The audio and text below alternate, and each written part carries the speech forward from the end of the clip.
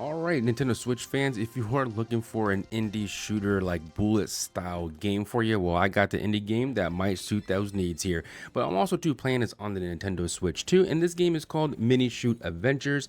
And honestly, this is going to be a really cool little indie game here, and it's just a lot of fun to play. But let's go ahead and get into it. Before we also do, thank you for watching and clicking on this video. And if you are subbing, thank you so much. You are awesome and help me grow this channel. But yes, let's go ahead and get right into Minishoot Adventures. This is a top-down indie action adventure that blends twin stick shooter combat, which you basically just move in all kinds of different directions. And also too, if you ever played like old school Zelda, like top down explorations and dungeons with a little bit of light RPG progression and upgrades, then you're going to get the same kind of look and feel mechanically game wise to something like this. Now obviously it's two totally different games, but you know, it gives you that feel because you get to explore dungeons and puzzles. Really fun to play, and it's just really cool to kind of get into, especially for an indie game. Now the core game loop, you explore a large interconnected overworld, enter dungeons with puzzles and bosses, fight enemies along the way. In a bullet hell style kind of combat, you collect crystals, upgrade your ship like damage, speed, and fire rate. Those are the abilities you'll be able to get. And also, speaking of abilities, you do unlock those abilities, revisit old areas, kind of like that Metrovania feel, where basically there's some areas that you're not able to get to because you haven't fully progressed or upgrade your ship or powers or abilities, in other words, to basically get to those particular parts. Now coming back to it, like as mentioned, speaking of combat style, so twin stick controls, like I said, you do move pretty quickly, you aim in any direction, but also to a side note, one of the abilities you do get is auto aiming, or be basically auto lock. That is definitely, you know, you can also choose like manual, but it is a lot easier to have that auto lock feature on there, especially for playing games like this. Now it's more personal preference, but I like that versus having to keep consistently holding the right stick to your aim direction. Gets a little tiring in the hands, but anyways, so yes, you do that, you have those abilities to do so. It is a screen filling bullet patterns during these fights. It's just all chaos. It's really fun to play. Boss battles that test reflexes and positioning. It's intense but adjustable for difficulties to make it accessible, so any kind of game style you like to play, you do have options to do so. But the world and vibe, yeah, it is an open world, hidden secrets everywhere. So when you explore these areas of the map, there are things to, you know, look into or kind of keep your eye out to explore further.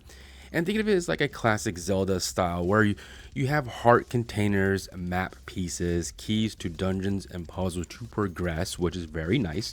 Clean, colorful indie style artwork as you see here. It's a very cool style game, and also to the music background, love the music. It's chill, got a good vibe for it. Exploration is huge, so it's a part of the whole entire experience.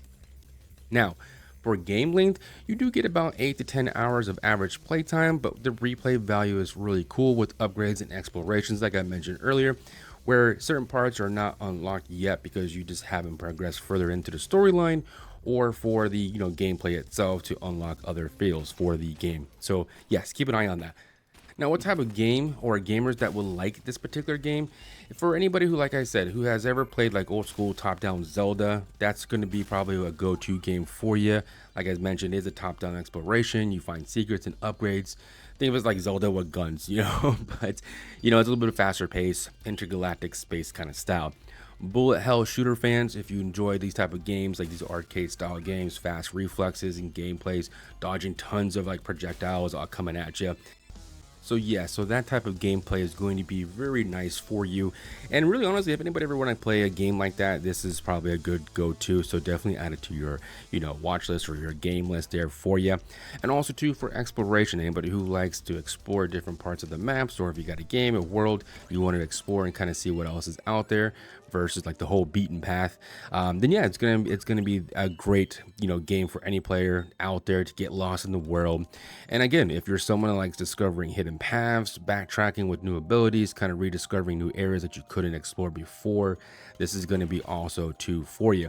Also for the casual, you know, mid-core gamer that just wants to simply just play, you know, you have multiple difficulty options. So if you want to test your game style or game, you know, play for this, you have different options to choose from. Simple system. It's not overly complicated, which is I like at times, where it's just you just want to get into a game and play and not go too much into like all the stats and technical difficulties of a game mechanics, if you will. So there you go.